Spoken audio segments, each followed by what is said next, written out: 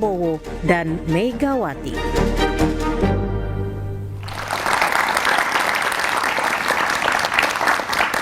Hasto tak jadi ditahan, PDIP masuk pemerintahan dalam tanda tanya adalah tema satu meja The Forum malam ini. Telah hadir di studio Roni Talapesi, Ketua DPP PDI Perjuangan, sekaligus tim kuasa hukum Hasto Kristianto. Kemudian ada Ahmad Khairul Umam, pengamat politik dari Universitas Paramadina. Malam, Mas Umam. Ada Jamin Ginting, pakar hukum pidana Universitas Pelita Harapan. Malam, Bang Jamin. Melalui sambungan Zoom dari Saint Petersburg, Rusia, ada Koni Rahakundini Bakri. Malam, Bu Koni. Selamat malam. Dan juga ada Hendar Samarantoko, politisi Gerindra sekaligus Ketua Umum Lisan. Kami juga telah mengundang Ketua KPK dan perwakilan KPK, tapi KPK belum bersedia untuk hadir dalam dialog malam ini. Saya mulai dialog dari Bung Roni. Bung Roni, 3,5 jam Hasto di KPK keluar tersenyum karena tidak ditahan. Apa yang terjadi dalam 3,5 jam itu sebetulnya? Iya. Prinsipnya kan Mas Hasto, Sekjen PD Perjuangan dalam hal ini kan menyampaikan beberapa kali di beberapa kesempatan di media bahwa akan taat terhadap hukum dan akan kooperatif. Panggilan yang pertama memang pada saat kami terima panggilan tersebut, Mas Hasto sudah ada agenda, yaitu persiapan dalam rangka rangkaian HUT PD Perjuangan.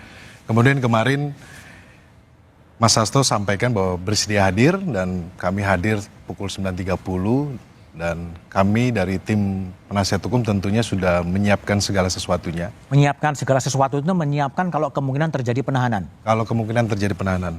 Dan ternyata tidak terjadi. Kami sudah siapkan surat untuk penundaan pertama karena kami sedang mengajukan pra-peradilan di Pengadilan Negeri Jakarta Selatan.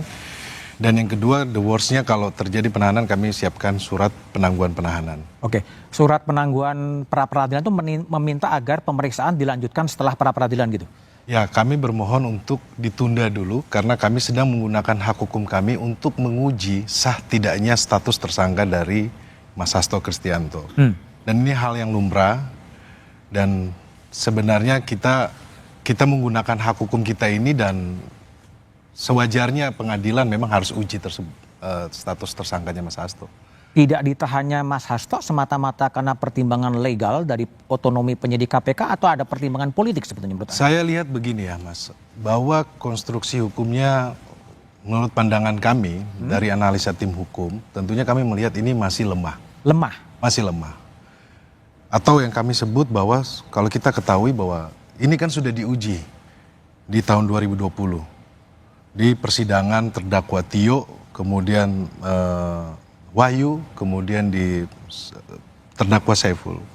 Dalam persidangan yang cukup lama dan terbuka di umum, situ kan ada jaksa penuntut umum yang dari jaksa, kemudian ada hakim, kemudian saksi-saksi berapa banyak itu dikonfrontir semuanya. Dan di dalam putusan persidangan yang sudah ingkrah, tidak ada satupun bukti yang terkait dengan... Tidak ada satupun bukti ya? Bukti. Oke, kita coba dengar ya bagaimana penjelasan dari KPK, Ketua KPK yang berkaitan memang apakah memang bukti itu ada atau tidak ada sebetulnya? Ya, nanti kita lihat saja prosesnya seperti apa. Namanya itu kan hak ya, sesuai dengan pasal 77 KUHP itu kan hak daripada tersangka gitu. Nanti kan kami juga akan menyiapkan jawaban dari Biro Hukum segala sesuatu bersama dengan penyidik kami akan hadapi. Tapi KPK yakin bahwa tidak akan gugur di pra-peradilan penetapan tersangka Hasto ini? Ya, mudah-mudahan harapan kami seperti itu dengan alat bukti yang kami tampilkan. Ya, mudah-mudahan hakim atau siapapun menyatakan bahwa penetapan tersangka tersebut adalah sesuai dengan alat bukti yang ada. Oke, kembali Bung Roni.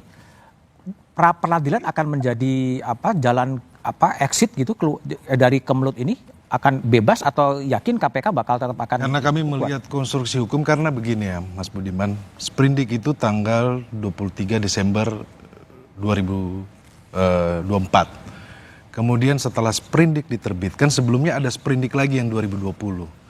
Seyogyanya Mas, kalau sprindik yang 2020 yang sudah menguji perkara ini, harusnya itu kan kita hormati karena itu adalah putusan pengadilan. Tetapi saya melihat konstruksi hukumnya ini kan seperti diterbitkan sprindik baru diperiksa saksi-saksinya. Diperiksa di saksi. Dan saksi-saksi ini yang sampaikan bahwa ini kan sudah diuji di 2020 gitu loh. Kemudian kan ada upaya juga penggeledahan.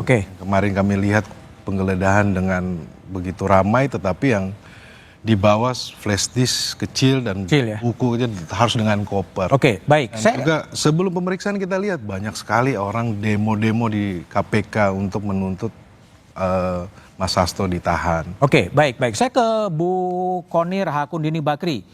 Bu Koni, setelah Mas Hasto ditetapkan sebagai tersangka, Bu Koni bersuara cukup keras dan mengatakan bahwa ada bukti yang dititipkan oleh Mas Hasto kepada Bu Koni. Bisa dijelaskan seberapa kuat sebetulnya bukti yang diberikan oleh Mas Hasto kepada Bu Koni?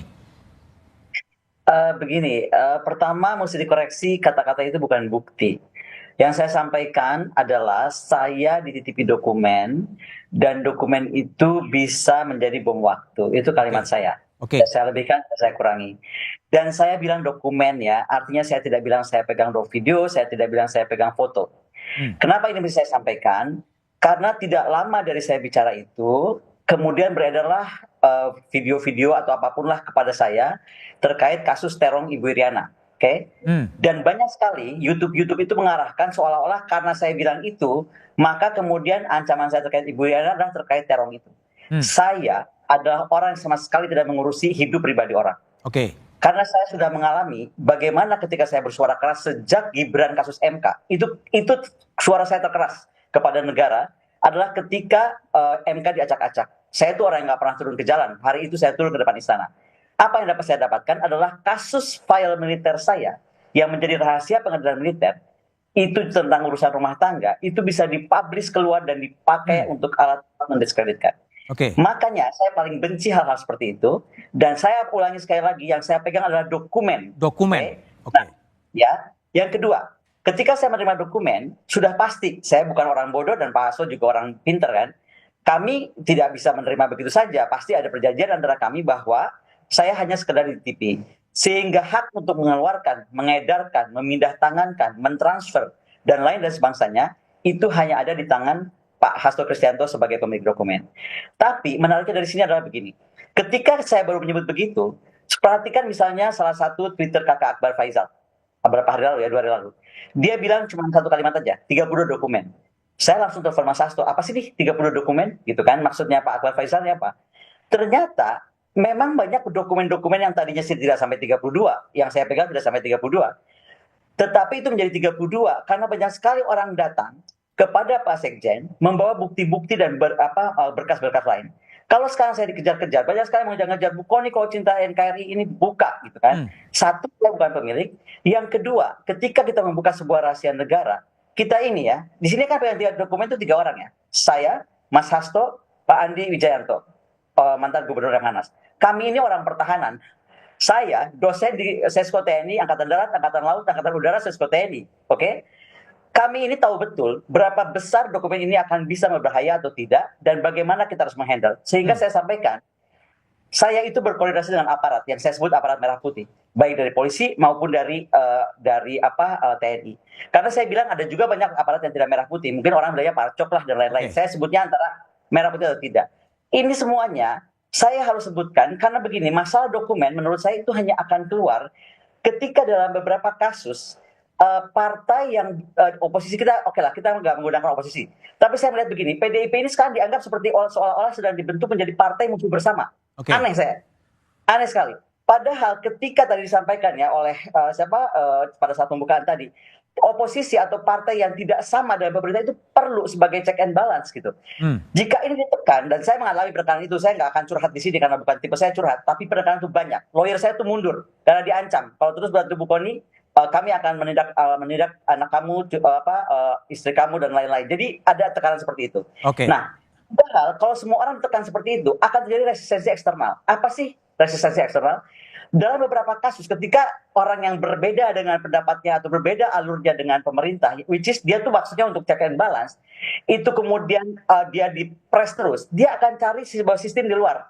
Yaitu apa? Dia akan berjuang di luar sistem. Misalnya apa? Bekerja dengan institusi internasional. Atau aktor internasional kan banyak. Jadi sekarang jangan dipaksa. Kita ini sekarang sedang membangun persepsi bahwa negara ini harus check and balance. Ada yang berbahaya jika ini diteruskan, bahwa menganggap PDIP itu musuh bersama, seolah-olah common enemy gitu. Karena dia tidak masuk dalam KIP. Itu kan jadi aneh. Baik, bukan nih. PDIP sebagai musuh bersama dikonstruksikan sebagai Ada musuh asumsi bersama. seperti itu Baik, sedang sebentar. Saya ke Pak Hendarsam. Pak Hendarsam, betul nggak sih ada analisa bahwa sekarang PDIP dianggap sebagai musuh bersama? Ya, kan gini kan, dinamika yang terjadi, saya ini baru dari 2 stasiun TV, kemarin juga seperti itu ada 3 stasiun TV.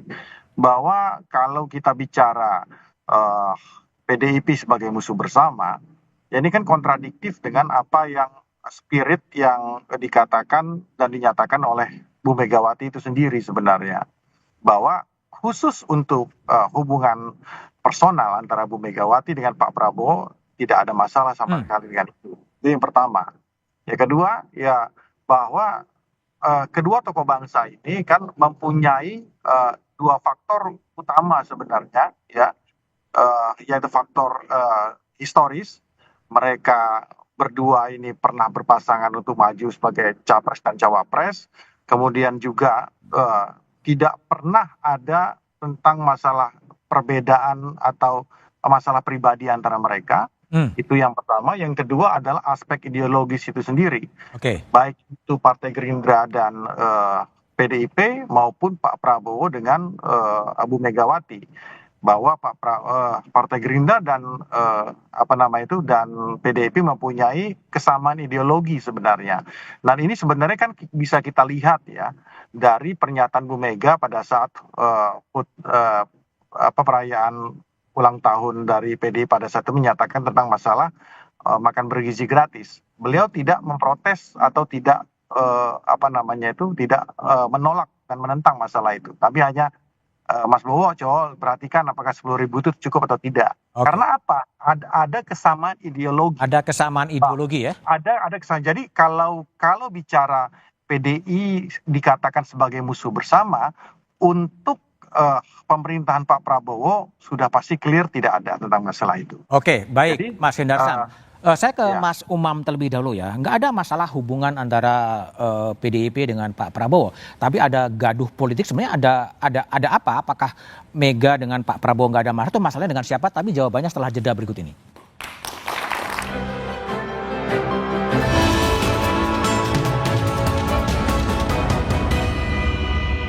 Transaksi COD, seorang siswa SMK di Kabupaten Bogor tewas di tangan calon pembeli.